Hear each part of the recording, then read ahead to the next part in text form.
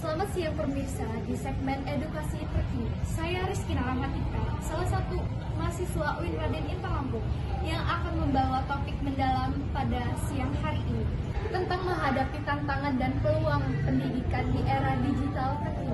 Kemajuan teknologi telah merevolusi hampir semua aspek kehidupan manusia, tak terkecuali dunia pendidikan. Era digital membawa perubahan besar dalam cara belajar, mengajar, dan mengelola institusi pendidikan.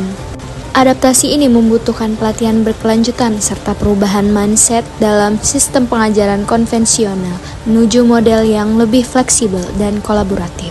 Di sisi lain, maraknya penggunaan AI, plagiarisme digital, serta penyebaran informasi palsu. Meski penuh tantangan, era digital juga membuka peluang besar dengan platform learning seperti Learning Management System.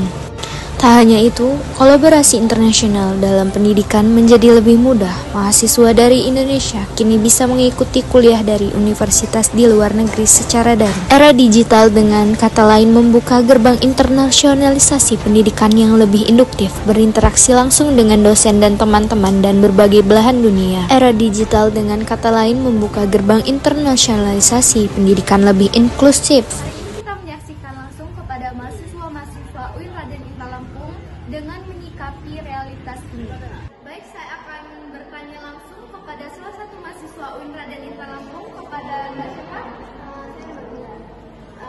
Pertanyaannya, sebagai seorang siswa, bagaimana pengalaman Mbak Bella belajar di era digital?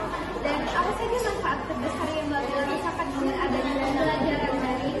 Dan apakah ada tantangan tertentu yang Mbak Bella hadapi terkait akses teknologi atau keterlibatan dalam proses pembelajaran?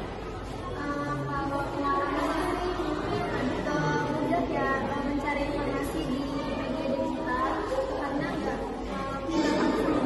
buku juga kan bisa dicari di e-book.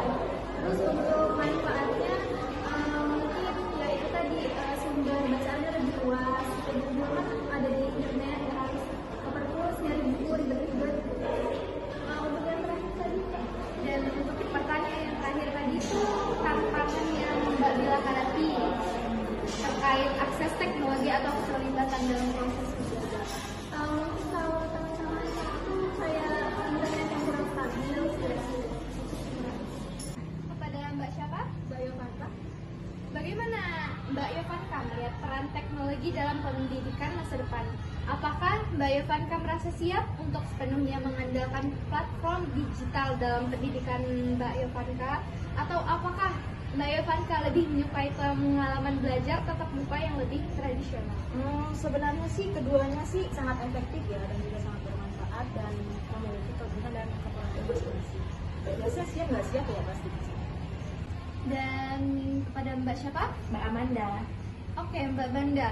Dengan semakin banyaknya materi pembelajaran yang disediakan secara online seperti Zoom dan yang lain-lainnya, menurut Mbak Manda, apakah model pendidikan saat ini lebih memberi fleksibilitas bagi siswa dalam belajar, atau justru membuat siswa semakin terisolasi dan kurang memiliki dukungan pribadi dari para pengajar dosen?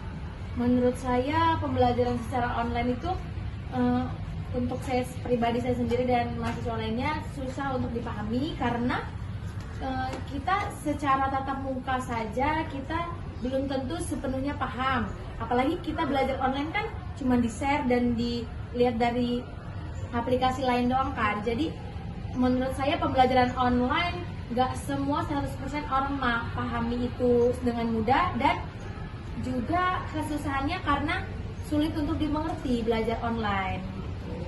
Menurut Mbak Menurut saya sendiri. Pemirsa, sistem pendidikan di era digital memang penuh tantangan, namun peluang yang terbuka jauh lebih besar. Kuncinya terletak pada kemauan kita untuk beradaptasi, berkolaborasi, dan terus belajar. Pemerintah, lembaga pendidikan, guru, orang tua, hingga siswa, semuanya memiliki peran penting dalam menghadirkan pendidikan yang adil, adaptif, dan bermutu di era digital ini.